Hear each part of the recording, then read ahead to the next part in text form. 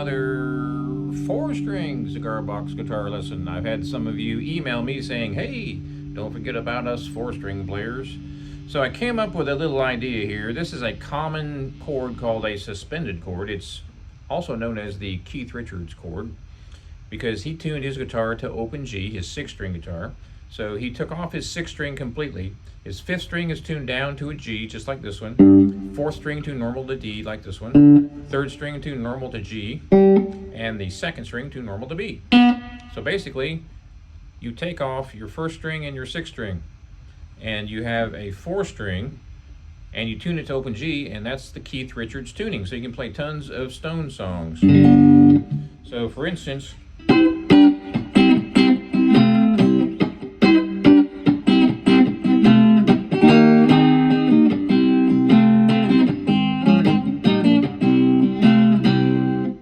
then you've got Start Me Up.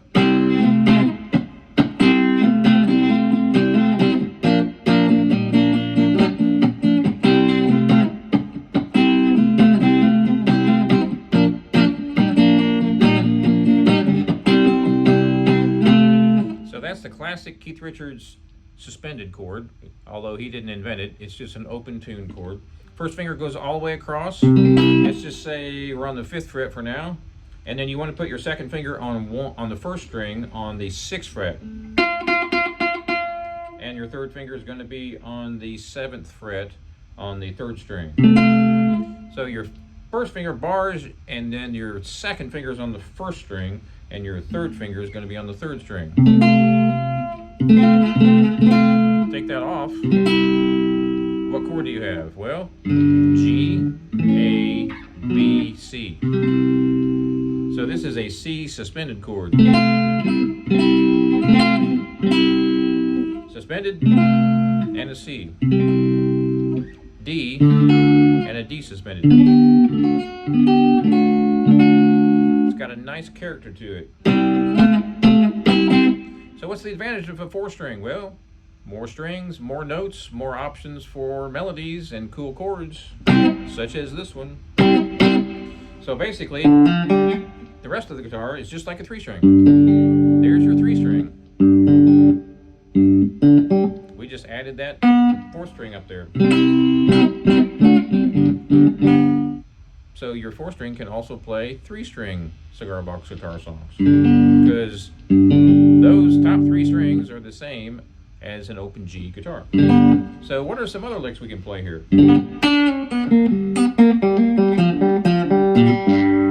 Pentatonic, obviously.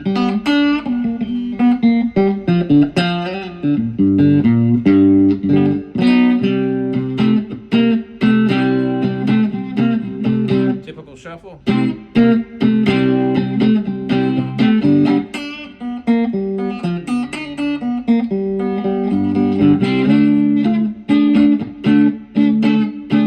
So I'm using my 1st finger, barring all the way across, and I'm using my pinky 3 frets up.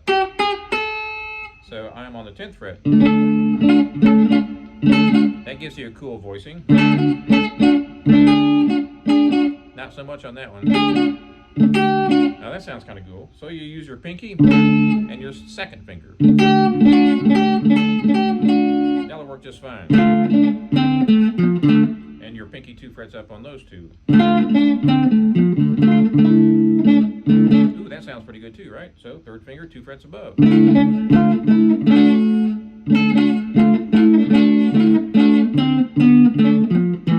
Ooh, all those work. Cool. So experiment. See what you come up with.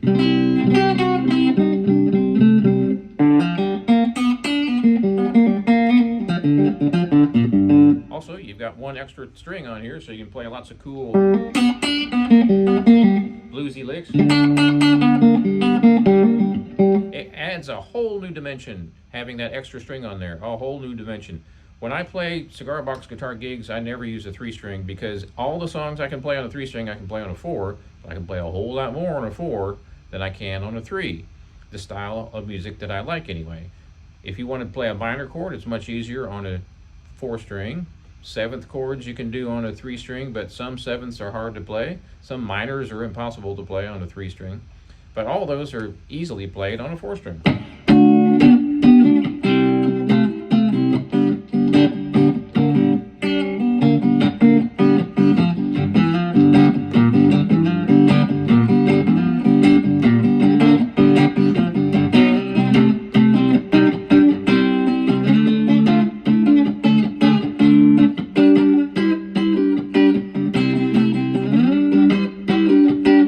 So you have a whole lot more options as far as chords, which means a whole lot more options as far as songs. The more songs that have the more chords to them, the more strings you really need. Well, sort of, kind of, but you know, to a certain degree. There's some songs that you can play on a 3, even though you don't have as many notes as maybe the original recording has. And there's some on the 4 which you can't play, so it kind of goes back and forth either way. But it all depends on the song. So experiment with a 4-string. If you have only been playing a 3-string for a while, you're really missing out. There's so many more things you can do on a 4.